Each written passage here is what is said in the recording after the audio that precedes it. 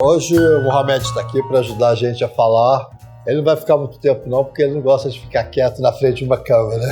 A gente vai falar hoje sobre o efeito de telas. Nós vamos começar a falar disso, que é um assunto longo, super importante, mas como eu estou dizendo nesses últimos vídeos, a alteração do sono e o uso de telas provoca alterações no desenvolvimento das crianças. E hoje quero centrar um pouco nas primeiras ações disso sobre as crianças pequenas, de 0 a 4 anos. Porque todo mundo se assusta muito, mas nos últimos 4 anos, como eu estou dizendo, tudo está acontecendo muito rápido, gente. Os nossos estudos de 7 anos atrás são diferentes dos estudos que saem de 2016 para cá. E de 2019 agora saiu que de 2016 para agora a gente tem mais ou menos 70% a mais de crianças de 0 a 2 anos com telefones celulares utilizando ele e mais. Crianças que não existiam portadoras do seu próprio telefone celular de 0 a 2 anos. Vamos falar disso hoje, o efeito disso.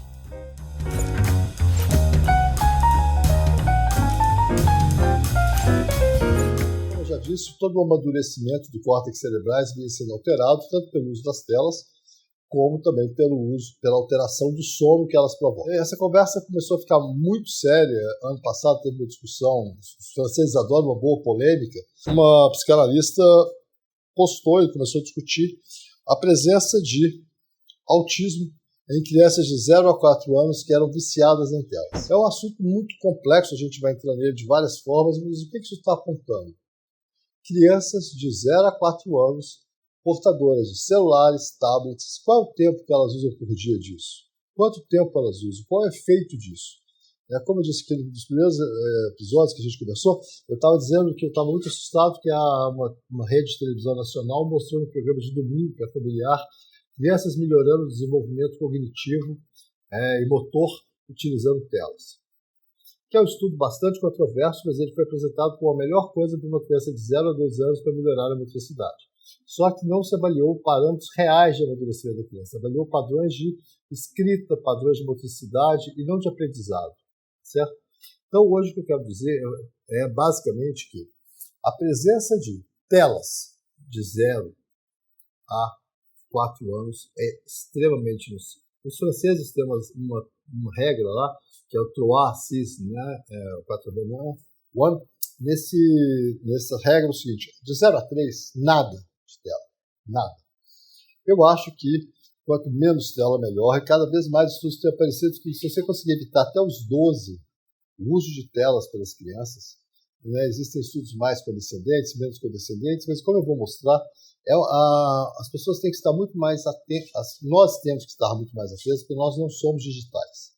E as crianças manuseiam o mundo digital de uma forma infantil.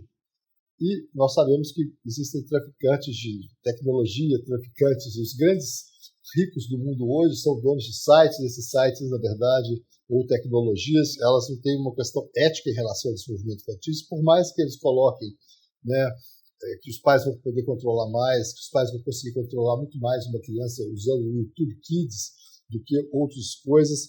Eu tenho sérias dúvidas sobre isso, e na minha experiência clínica, no dia a dia, é que as crianças superam os pais em muito na capacidade de entrar onde não se deve na internet e acabam expostas à presença de violência, sexualidade extremamente precoces e que comprometem. Tá certo? Eu tenho vários pacientes que assistiram, né, que a sua sexualidade foi comprometida o resto da vida pelo tanto de vídeo pornô que eles assistiram dos 6 aos 12 anos de idade. E que os pais nunca souberam disso. O estudo mais clássico que a gente vai trabalhar com ele é o estudo que saiu no Pediatrics em 2017, mostrando que o amadurecimento das crianças na idade escolar, que já seria dos 6 aos 16, estava alterado pelo tempo de mídia. E a gente começa a ficar preocupado, porque nesse estudo a gente percebe que crianças de 6 anos, a média delas muitas vezes eram de 90% delas tinham usado até 2 horas de mídia aos 6 anos de idade. Aí quando você começa a procurar mais para trás, isso veio aparecendo recente, porque até 2014, 2016, tinham pouquíssimos dados de 0 a 2 anos utilizando telas, o que é muito diferente de agora, como eu vou mostrar. Então, o amadurecimento do córtex fica alterado por esses usos. O mundo hoje está exposto a muito mais luz noturna, principalmente em ambientes urbanos, onde vivem as pessoas mais pobres e mais necessitadas. A gente vai ver que o uso de tela também por esse grupo é muito maior e muito mais prejudicial, porque elas têm menos recursos sociais, menos aporte. E é bom lembrar que um dos criadores do Instagram, que é uma mídia gigante hoje, né, ele fala que só Deus pode saber o que estamos fazendo no cérebro das crianças. Talvez nem Deus saiba e a gente vai ter que esperar muito tempo. Mas já dá para alertar os pais que quanto menos tela para o bebê, melhor. E o que é mais interessante é que o que está aparecendo nesses estudos mais recentes é uma coisa que vinha já deslumbrando desde 2016, 2015, que é o uso de mídia digital pelos pais interfere na percepção dele do uso dos filhos e facilita que os filhos se utilizem muito mais. Então, um grande estudo de desenvolvimento humano, crianças abaixo de 2 anos de idade utilizavam 1h30 por dia de mídia digital. Isso é muito grande. Depois, é lógico que as de 6 anos estavam utilizando 4 horas por dia. E quando eu falo mídia, é sempre bom lembrar, né? Não se esqueçam, a Rede Globo, a TV nossa de todo dia, a TV Record, sei lá qual que seja, faz parte, o computador, o videogame, os iPads, todos esses games e o smartphone, que é muito frequente na mão de crianças hoje em dia, e elas manuseiam ele muito melhor do que os pais. Né? É muito frequente uma criança saber de cor a senha do cartão de crédito da avó e a avó tem que perguntar para ele qual é a senha dela para ela utilizar. E aí é lógico que isso na mão de uma criança que é exposta à pressão social do grupo dela e de uma grande corporação financeira que está interessada que aquela criança compra roupinhas no seu game, essa criança não é aquele filhinho bozinho da vovó que adora conversar com ela. Ele é exatamente aquele cara que precisa consumir alguma coisa porque ele está sendo forçado a isso. Então, os pais se assustam muito. São inúmeros os casos que eu tenho na minha prática aqui já há alguns anos de famílias desesperadas que os filhos eram um ladrão porque ele roubou da avó, roubou da mãe, roubou do pai, todo mundo confiava nele. Na verdade, o problema, podem confiar neles, a questão não está neles, está exatamente nesses pais que permitiram o uso também de uma mídia que não era da competência daquela criança saber lidar com ela. Por mais que ela tivesse as habilidades e instrumentos para lidar com ela, mas ela não tinha cognitivamente a estrutura para lidar com tanto de informação e tanto de pressão que ela exercia sobre ele. E o que é mais grave aqui é proporcional. Quanto mais tempo de mídia, menos atividade física, menos sono e mais obesidade. Então, um dos fatores da obesidade hoje é não só o sedentarismo, mas também o uso da mídia e a alteração do sono. As 3 coisas são em conjunto. Não é normal uma criança, na melhor fase da vida dela, que ela pode brincar, correr, fazer milhões de coisas, passar 6 horas assentada com um tablet. E aí, quando ela chega na escola e apresenta todo aquele conteúdo do que ela aprendeu no tablet dela, a parte boa, né, porque tem a parte ruim, as pessoas começam a achar que ele é autista, porque ela só sabe falar sobre tubarões, ela só sabe falar sobre sinos, ela só sabe falar sobre todos os carros, todas as baterias de celulares. Mas essa é a forma dela, o cérebro delas é plástico. O problema é quem deixou ela pegar esse tanto de coisa. E depois, assim, à medida que ela usa muito, ela tem dificuldades sociais. Toda criança que usa essas faixas etárias, o amadurecimento dela social é mais tardio e é pior. A gente vê muito adolescentes tímidos. Hoje em dia a gente não tem adolescentes tímidos. Nós temos adolescentes com fobia social, com fobia escolar, com uma dificuldade gigante de conviver, exatamente porque eles não regulam o processo de sono e quando eles têm que se expor a questões sociais, eles são extremamente ansiosos, o cortisol sobe muito e eles têm situações até de pânico, frente a uma coisa que seria normal em outras épocas para aqueles avós ou pais que levam a criança. E o que é mais interessante é que nesse estudo, que eu gosto muito dele, porque ele faz médias de famílias, o que ele mostra para a gente aqui? As famílias que usam mais de 2 horas, elas têm mais problemas. E mais, elas têm uma renda inferior a quem usa só até 2 horas. Isso mostra mais ou menos como que é o universo dessa dinâmica que a gente está vendo no mundo inteiro de separação entre os mais ricos e os mais pobres. Quanto mais pobre, mais uso de mídia. E aí nós temos que fazer um adendo, né? Como disse um paciente meu que teve uma experiência trabalhando em um lugar de gente muito rica, ele disse: agora que eu fui morar lá, né, em Hampton, diga-se de passagem, eu descobri que era rico mesmo. Porque aqui no Brasil eu já trabalhei com muita gente, mas eu nunca tinha visto rico mesmo. Entendeu? Então, pessoas que já têm famílias com fortunas acumuladas, hábitos sedimentados, esse grupo, muitas vezes, utiliza-se muito menos. Eles têm muito mais recursos, eles têm muito mais coisas para fazer do que uma criança pobre, negra, brasileira, na favela, que a única coisa daquele quartinho dela para não tomar tiro que ela tem é usar uma mídia digital. Mas quanto mais ela usa essa mídia, o que acontece? Mais impulsiva ela fica. E a chance dela sair e tomar um tiro é muito maior.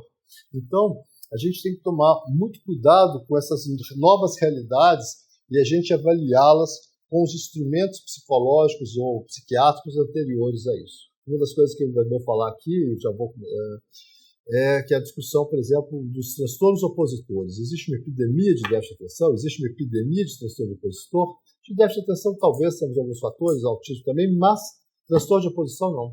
As crianças que usam muito a mídia, elas são mais impulsivas, elas são mais violentas. O primeiro estudo sobre mídia interessante, são dois do século passado, um deles foi Bob Esponja, que mostrava que crianças expostas a mais de meia hora de Bob Esponja diariamente, elas tinham um QI ao longo dos anos 20% melhor.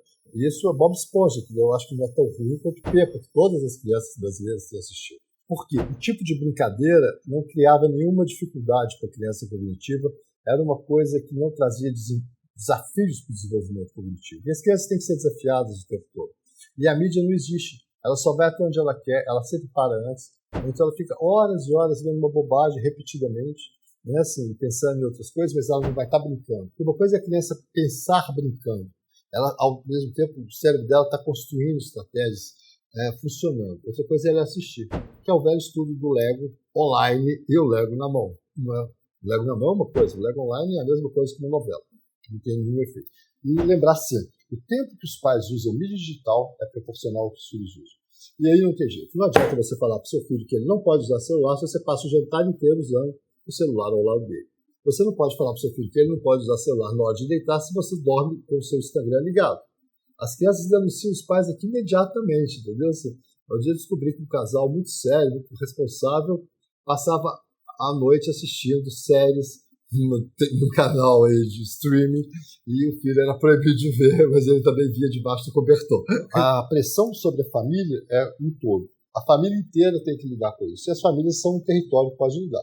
Eu, às vezes, nem acredito nas famílias, eu quero que os adolescentes aprendam isso e que eles mesmos lidem com isso, porque é a única chance da gente impedir esse massacre de pessoas que a gente está vendo acontecer exatamente por uma mídia fortíssima e necessária, mas que, ao mesmo tempo, primeiro, introduz uma série de conhecimentos. As crianças, nesses estudos, assim, a gente vai poder chegar depois e falar disso, as crianças já começaram a ter mais discernimento que o site que ela entra não é seguro do que os pais acreditam nisso. Os pais acreditam que eles dão um celular para o filho e o filho é responsável para poder lidar com aquele celular. A questão não é o filho ser responsável. O problema é quem que está por trás daquele celular que o pai está dando para o filho. Né? Assim, qual é a pressão que tem ali, os amigos como é que vão funcionar. Então, assim, as pessoas têm que regular muito mais. É muito mais doloroso dizer não para uma criança que já foi treinada dentro da tela, que ela não pode, ela vai ficar impulsiva. Né? Assim, o que eu tenho de vídeos aqui no meu consultório de mães que regularam a mídia e os filhos quebraram a casa, os filhos bateram na avó, os filhos bateram em alguém, explodem. Aí a culpa é do menino? Não. Qualquer criança que fica na tela mais de 2 horas é mais explosiva. Pensem nisso antes de poder brigar com essa criança. E as pessoas, geralmente os pais também que estão cansados porque assistiram vídeo, são mais explosivos. Então a gente tem uma questão gravíssima e quem, no final das contas, acaba tomando remédio para transtorno de oposição desafiador é aquela criança que vai tomar um remédio que vai deixar ela gorda, que vai deixar ela mais embotada, que ela vai ter prejuízo escolar e ela vai realmente se tornar um problema ao longo da vida dela. Sendo que, na verdade, o problema todo está no tempo de mídia daquela família ou da escola. Que, aliás, é outro problema nosso. As escolas, enquanto o mundo inteiro está regulando a quantidade de mídia na escola, está proibido. Né? Por exemplo, os franceses têm um coletivo de pais exatamente para discutir tela. Né? Assim, vários países do mundo estão tentando regular, porque e o Brasil está abrindo. As escolas brasileiras, por uma indecência, eu acredito, estão abrindo, principalmente as escolas privadas, um espaço para as mídias digitais, utilizando. As crianças não podem, por exemplo, ficar sem o celular aos 6 anos, porque vai receber para casa. Não tem cabimento uma coisa dessa. Não tem cabimento incentivar o uso de um instrumento tão grave na infância, né, como esse. Essas pessoas não têm conhecimento do que elas estão fazendo. Eu acho que, tudo bem que elas não sabem, mas eu acho que tem interesses financeiros por trás. Né? Se fica uma escola mais bacana, mais legal, mas será que não é legal mesmo para o seu filho? É tão legal ela ser high-tech? Será que é tão legal ter uma escola que tem uma grande página no Instagram, que tem tudo bacana? Acho que está na hora da gente começar a questionar isso, porque se a gente falasse que não é legal ser amigo do Pepe Escobar, todo mundo é unanimidade. Mas ser amigo do Mark Zuckerberg, tem muita gente que acha que é bom. né? Então, cuidado com o que a gente está engolindo e estamos passando para os nossos filhos. E quando eles reagem a isso, na forma de uma criança ou de um adolescente, a gente coloca a culpa neles. Lembrar sempre, quanto mais tempo de uso do celular, mais impulsividade e mais dificuldade para suportar frustração. 2 horas assentados jogando um joguinho no restaurante, fazendo um maior sucesso, porque olha que menino educado, bacana, ele ficou aos 3 anos de idade sentado no restaurante jogando o tempo todo. E quando saiu de lá, ele chutou a avó porque ele não aguentou a brincadeira que a avó fez com ele, que ela não quis dar a bala que ele queria. A culpa é da avó? Se ela deu o celular, com certeza. Então, assim, as pessoas não pensam nisso, é um presentinho bacana. Outro dia tinha um paciente meu com seríssimos problemas, essa história é muito boa, porque a mãe dele tinha jogado o Xbox, o computador e o tablet pela janela do 8º andar depois que ele agrediu pela 3ª vez. E agora, num dia, por coincidência, no início do meu consulta, ele chega com o celular novo, que um tio ficou com dó dele e deu para ele. E aí os problemas já começaram. Hoje ele já brigou 3 vezes, só tem um mês. E ele tinha passado 2 anos muito bem, sem nada disso. Mas no começo é muito doloroso, porque ele parece que ele vai estar fora do mundo. A capacidade dos pais de restringirem, a maioria dos pais que conseguem restringir, eu tenho visto muitos hoje, ou das próprias crianças começam a ter essa crítica, eles são tratados como alienígenas, como esquisitos, nerds babacas. E, na verdade, são pessoas que conseguem ter muito mais controle da sua vida do que aqueles outros que estão lá dentro, que uma hora vão aparecer com sérios problemas, com toda certeza. É inevitável que o tempo de uso de mídia cause problemas. Eles podem não ser tão aparentes, né? Por exemplo, hoje a gente tem uma epidemia de crianças que usam muita mídia e que, por exemplo, streamem continuamente, não dão trabalho para ninguém, e de repente, quando pulam da janela, ninguém sabe por quê. Né? Então, assim, essa pergunta, por quê? Porque era tão bacana? Não, não é tão bacana. É que o tempo que ele utilizou de uma coisa não natural, e que parecia natural, porque todo mundo usa, era nocivo à sua saúde mental. Era nocivo à sua biologia e à sua capacidade de se desenvolver no mundo. Que é o que a gente tem visto com os bebês que utilizam mídia há muito tempo e que os pais utilizam muitas mídias com eles. É muito frequente, cada vez mais, crianças que dormem a 1 hora da manhã porque não conseguem desligar o celular, e ela faz uma birra muito grande, o pessoal prefere deixar ela ficar, porque eles também estão assistindo Netflix ou algum site da mídia pornô também. A gente não pode excluir os pais disso, porque a gente tem que saber que a média etária das pessoas que utilizam sites pornôs, eu vou falar disso no episódio, é de mais de 30 anos de idade. Então o mundo está vivendo uma realidade que não é dita, que não é falada, e muitas vezes quem paga o pato para isso é exatamente os nossos filhos, os nossos adolescentes que estão se desenvolvendo nele, e que funcionam muito bem dentro deles, sabem mexer com tudo, mas que nem sempre vão poder chegar onde isso poderia ir. Né? Então, resumindo, gente, a gente falou de uma coisa que eu estava querendo falar desde que eu abri o canal, que é proteger as crianças das telas. Eu acho que é fundamental. Eu acho que é necessário que a gente comece a criar uma crítica em relação a tudo isso que parece muito bacana, muito moderno, muito novo, e que muitas vezes é muito pior do que morar na roça e acordar com as galinhas, entendeu? A gente perdeu esse parâmetro, mas eu acho que sempre tem um parâmetro muito mais próximo da natureza e a gente está precisando voltar a ele. As telas podem nos ajudar a chegar até lá, desde que a gente não seja escravos delas.